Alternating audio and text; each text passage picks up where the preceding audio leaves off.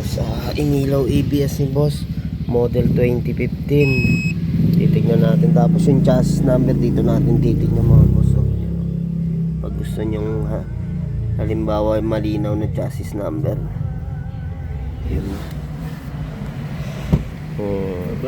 Yung mga boss, lagi nauna nyan NCP, yung letter ng ating chassis number. Tapos ulit tayo sa BS. Tapos ito, yan.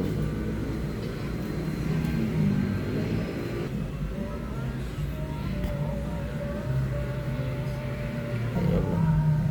Yung mga red na to, mga pole to mga boss. Engine and ECT, ABS, check natin. Power roads. Ayan ang problema. May raw, open or short nasa left side yung mga boss. Yung fault code natin sa ayan, fault code ABS, tapos syempre no left front speed sensor, open or short. Kung di madumi yan, maingat-ngat o sira, yan yung pwedeng problema nito. Pag na ganun, okay. Open natin yung gulong. Ating nga yung nakita ni Paro na ito na yung sa ABS natin, may problema wiring. Okay, ilawan ko nakita.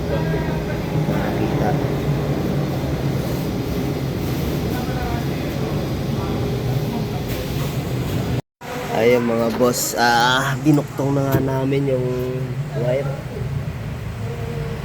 Nagka-problema, kaya maganda ma-scan natin kasi at least hindi sensor ang pinaka-problema. Putol yung wire ni boss, binuktong lang natin. Start down natin na ikabit na yung wire. Ganun lang. Hininang lang namin, tapos electrical tape. Ngayon titignan natin.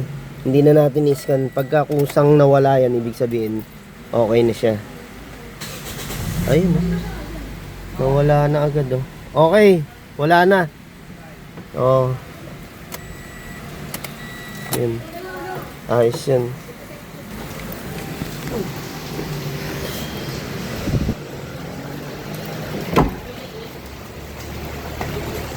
Yun, nandun lang, dito namin nakita sa loob na to yung wire na konektado rito sa papuntang ABS natin. Yan, ABS sensor to.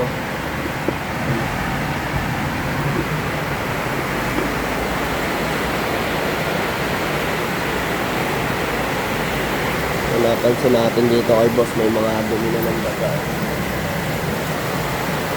Kailangan pa engine wash. Waiting tayo sa parts nito mga to. Order tayo ng mga parts sa original Toyota parts na. Saka to, kakabit na lang to yung steering nitong Photon. Ayun mga boss. Ito na.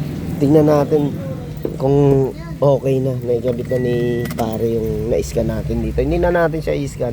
Yan on. Yan kusang nawala. Start natin. Okay. Wala na. Ayos. Ay, sa bagay, puro biyahe din to. Ilan na ba tinakbo na ito? 53. 53. Bata pa pala. Makita ni boss, yan Yung talent ko Thank you boss. Okay. Okay. Thank you kay boss. Thank you.